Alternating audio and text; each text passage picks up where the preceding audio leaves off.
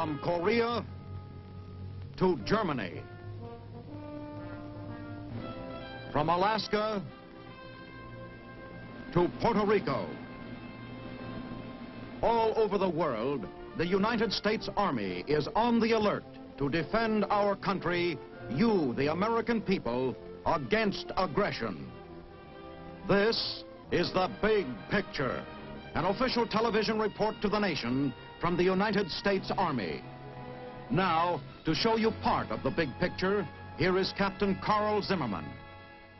In the past, we have seen and heard reports of our fighting army in action. Men and weapons using firepower to defeat the enemy. But there is another very important phase of warfare. It has as its target not the body, but the mind of the enemy. Its mission is to influence the thoughts of the enemy soldier and thereby weaken him. And at the same time, it brings to the no man's land of communism the voice of the United Nations Command and the voice of truth.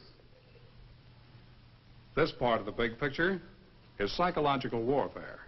It is words and ideas and carries on where the weapons have left off. Somewhere beyond these mountains is the enemy. His strength has been sapped by steady aerial strikes.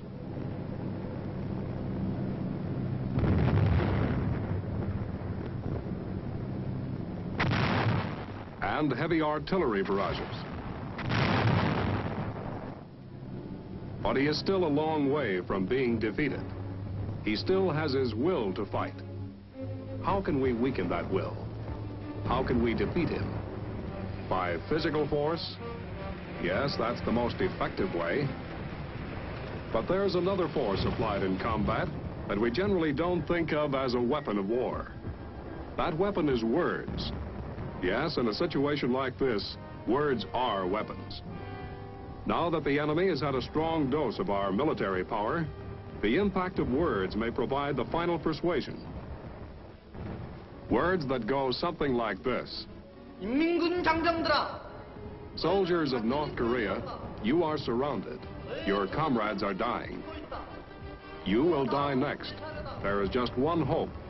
Leave your positions tonight.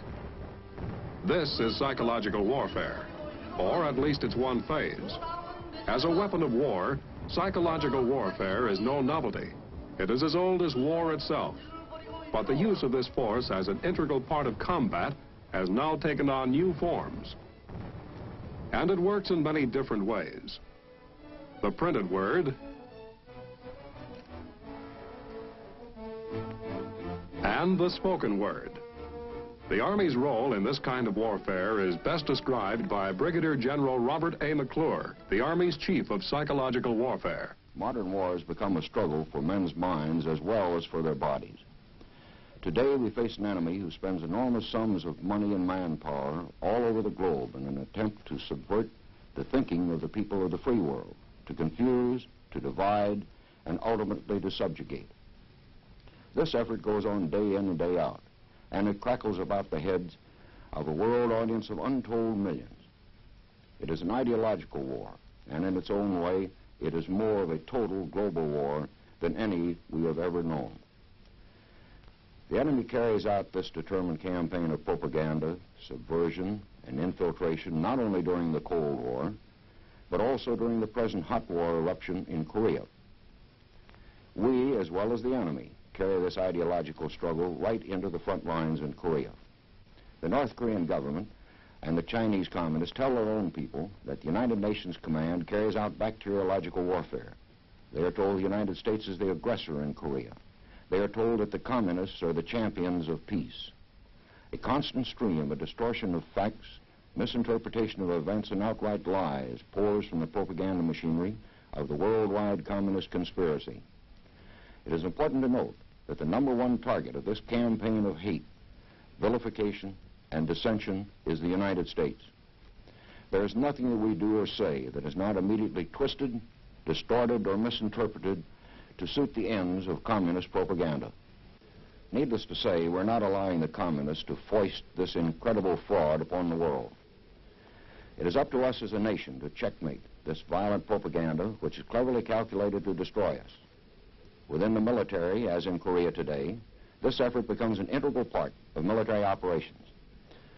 Regardless of what the communist propagandists tell their own people in North Korea and the North Korean and Chinese communist armies, we see to it that they know the truth.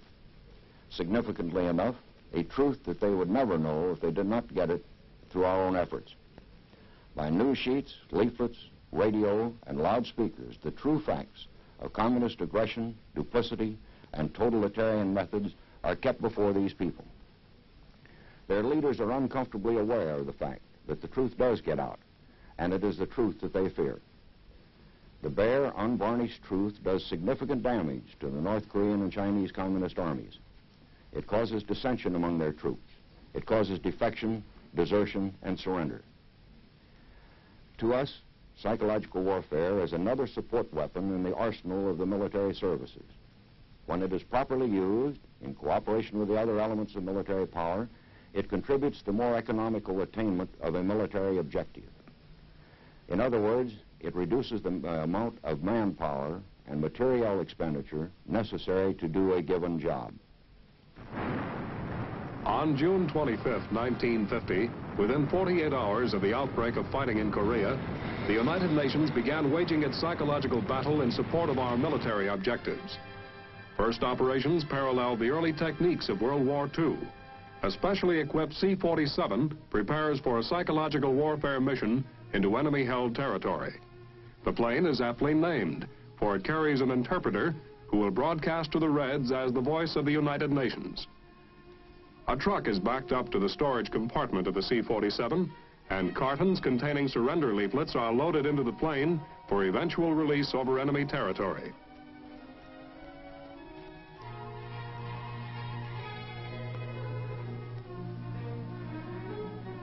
At the same time, this loudspeaker will send the interpreter's voice reverberating through the hills to urge the Reds to surrender.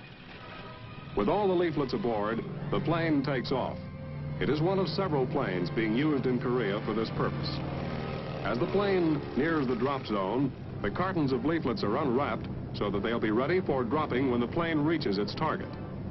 Proper and humane treatment for any of the Chinese or North Koreans who throw in their lot with the United Nations forces is promised in these safe conduct passes.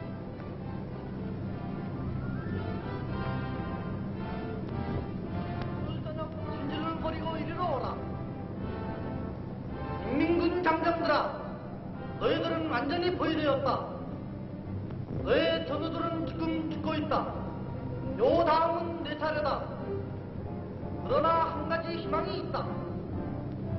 오늘 저녁 진지를 버리고 이리로 오라. 요 다음은 내 차례다. A similar method was used in the early stages of the Korean campaign when our propaganda was of a defensive nature and was designed to uplift the badly sagging morale of the South Koreans. In addition, an interpreter now delivers the same invitation and assurance over a loudspeaker. 그러나 한 가지 희망이 있다. 오늘 저녁 진지를 버리고 With 이리로 this 오라. dual bombardment by leaflet and voice, the enemy receives the full effect of our psychological warfare. 오늘 저녁 진지를 버리고 이리로 오라. 민군 장병들아. From the time our military effort shifted from offensive to defensive, psychological warfare has stayed abreast of the United Nations offensive action. Result, desertion, dissension, lowered morale, and surrender. Our propaganda was beginning to pay off. Meanwhile, back in Washington on January 15, 1951, psychological warfare was established as a special staff agency. This move had far-reaching results. In civilian colleges and universities, long-range recruiting and educational programs were instituted. Laboratory experiments and research led to new and better psychological warfare. Reserve units were recalled, and several new units activated, and at Fort Riley, Kansas, a psychological warfare training school was established. Here, recruits with specialized backgrounds were taught the nature, methods, and techniques of propaganda and its dissemination. At the same time, plans were launched for the permanent training center, now located at Fort Bragg. Meanwhile, like the fighting in Korea, psychological warfare operations went into high gear. At General Headquarters in Tokyo, staff planning and supervision are handled by the Psychological Warfare Section, while the operating unit in Tokyo is the 1st Radio Broadcasting and Leaflet Group. This group conducts strategic propaganda and supports the tactical operation in Korea. The effect of our psychological warfare in combat is described by Colonel Earl H. Chapman of Rivera, California. Communist propagandists continuously accuse us of indiscriminate bombings in North Korea. They conveniently ignore the warnings which psychological warfare gives to those people in and near communist military installations. But the people of North Korea have come to learn the truth. Through warnings by radio and leaflets, these people know hours ahead of bombings and know when to evacuate. They have come to have a respect for that sense of decency which is found among the free-thinking people of the world and which is not found under the communist regime. Telling the truth is the only way in which to influence people who have become so unfortunate as to come under the domination of the communist regime. Currently broadcasting in Japan and Korea are 32 radio stations. For about 4 hours every evening, the stations deliver propaganda that thrusts at the communists in North Korea with facts. Radio presents these facts in any number of ways. Perhaps its most rewarding form of expression is news. For news is ready-made propaganda, and to an enemy denied access to outside information, it's as welcome as food and water. Radio's principal advantage is that it can reach remote areas and reach them quickly. So that one program can be repeated and thereby reach a larger audience, it is often recorded on discs or on tape. The same show can be rebroadcast at convenient times in different areas, and it may be relayed by fixed or mobile transmitters in the field. In addition to news, radio employs other techniques to attract the maximum audience. For example, messages from prisoners of war are broadcast, assuring their families that they are safe and well cared for. These awaited messages induce the enemy civilian to turn his set on, and to make sure he'll keep it on, prisoner of war messages are spotted at different times during the week.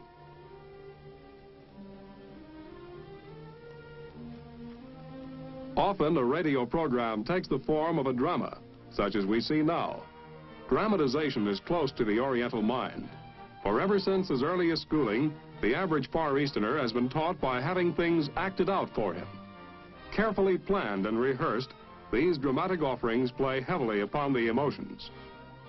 There is no strict evaluation of radio's achievement, but with a constant repetition of the free world's point of view, it is certain to have a cumulative effect upon the enemy nerve. This mobile radio broadcasting van in Seoul is one of many similar units set up across South Korea which help to carry the message of truth behind enemy lines.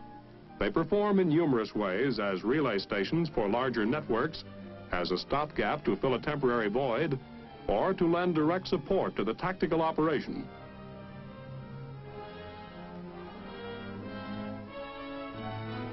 Captain Fred Laffey of Lawrence, Massachusetts, is in charge of these broadcasts, which reach millions of listeners in Korea and China. Every day our commentaries, interviews, dramatic shows, special features, and most important of all, our news broadcast, beam to the people behind the Iron Curtain our most potent Psy-war weapon, truth. Even communist officers listen to these programs because they know that that's their only source of accurate, factual, unbiased information. At the Radio Broadcasting and Leaflet Group Central Printing Plant near Tokyo, are produced all strategic and many of the stock tactical leaflets. Every leaflet has a central idea or issue, which is exploited by any number of themes.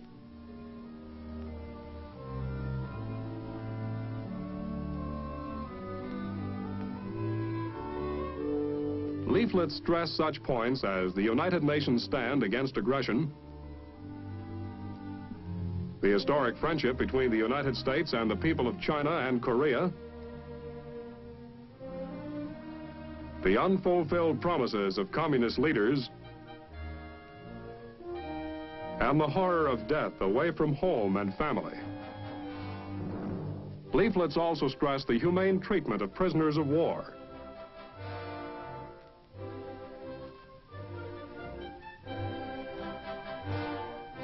And finally, the methods of surrender. In the selection of a theme, many factors must be considered. Does it capture the interest of the audience? Does it hold that interest? Above all, does it establish confidence in what we're saying? A theme has been selected. The theme is needless death. First, an artist prepares a dramatic piece of art, and the theme comes to life with a grief-stricken mother visualizing the pointless death of her soldier son.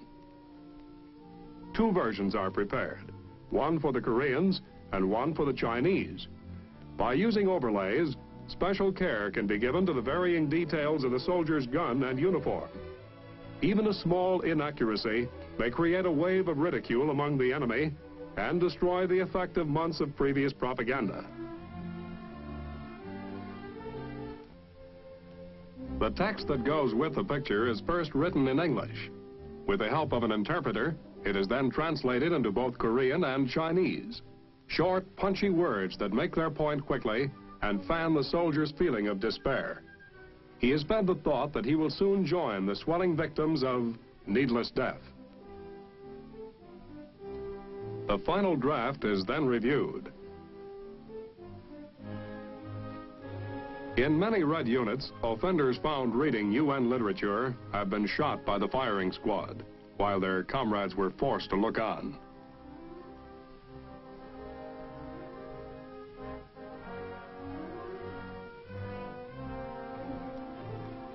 Finally, the leaflet is approved for production.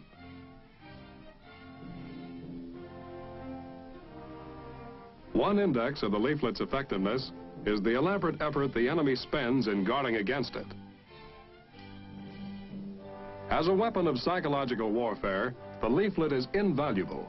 Chinese and Korean soldiers are especially impressed by realistic drawings and photographs. Moreover, the leaflet is far more permanent than the spoken word, for it can be read and reread.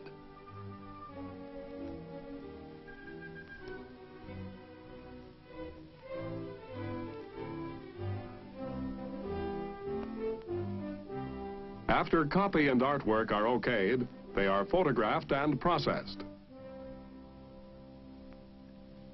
Plates are then mounted on the presses. Although they are warned by their leaders that UN leaflets are impregnated with germs and will rot their hands or make them blind, many prisoners of war have been found to carry them secretly. And the size of the leaflet is such that it can be easily concealed.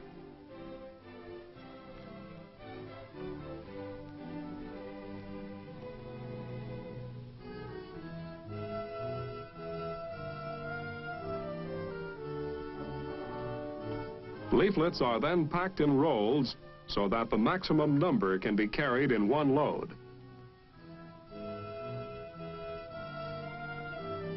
They are then placed into bombs. Normally, each bomb accommodates about 22,500 leaflets of lightweight paper.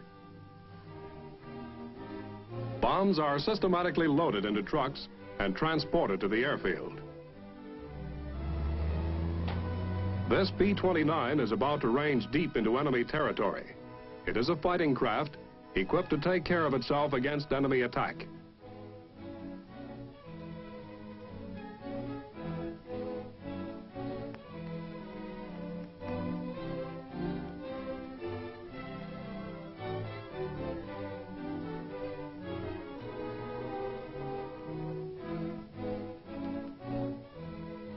We can only estimate roughly how many airmail copies of Needless Death will reach the individual enemy. Nevertheless, overall, we do know that leaflets will scatter the seeds of dissension, unrest, and possibly surrender. In Korea, tactical propaganda is handled by the psychological warfare section of 8th Army.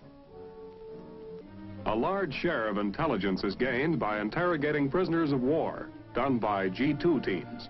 Special psychological warfare interrogation teams conduct closer examinations of the prisoners and poll them.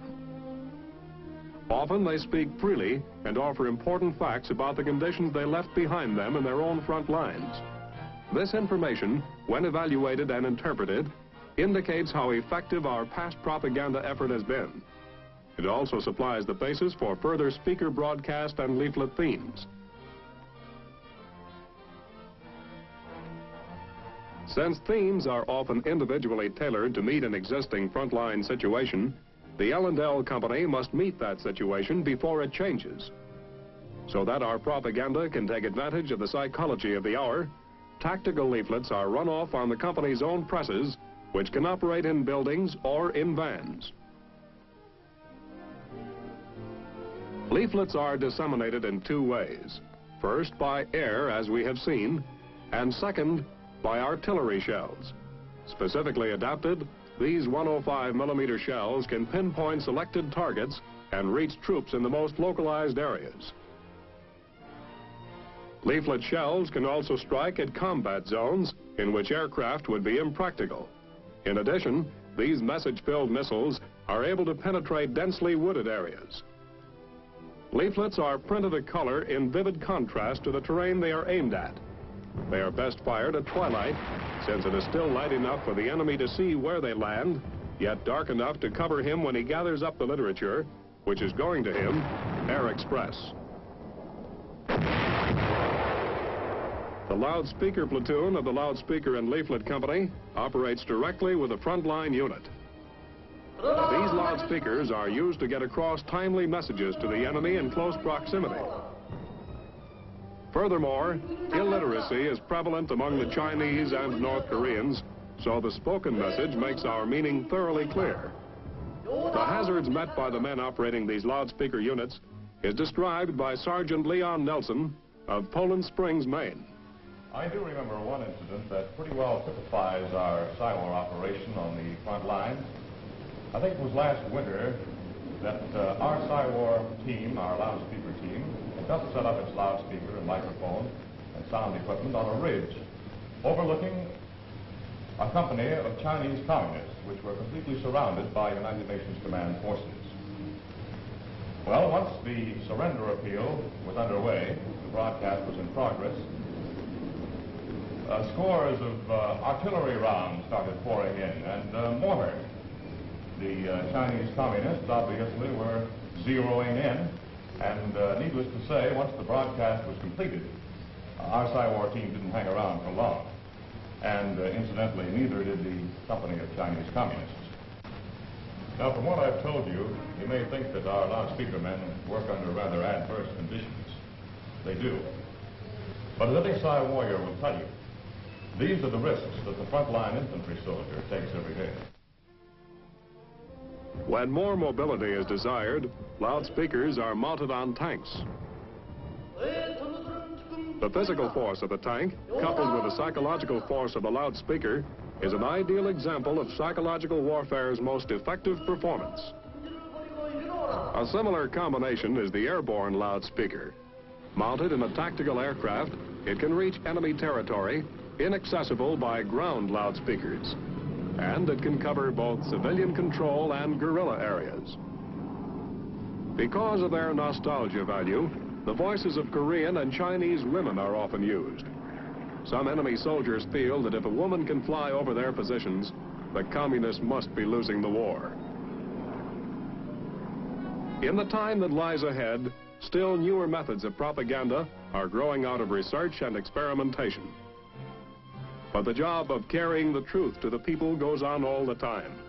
By loudspeaker in the streets and by radio in the ruins of bombed homes, a bewildered people listen, learn, hoping for something better.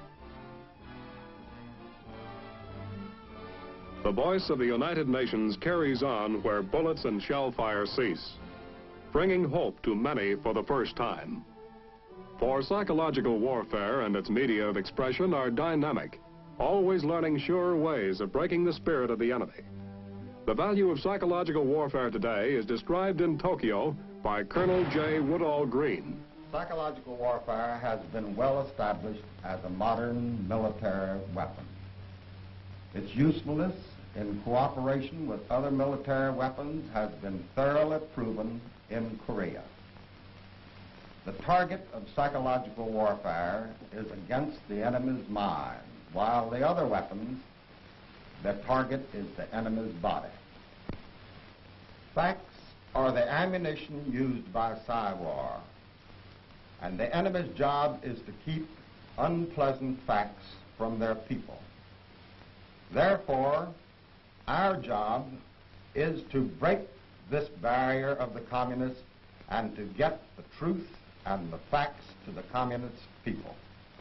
In the front line, Psy-War works against the enemy's morale, to make him suspicious of his officers, and to cause him to worry about the conditions back home, and thus to lower his fighting efficiency and to make him think of surrendering or deserting. These are the Psy-War soldiers.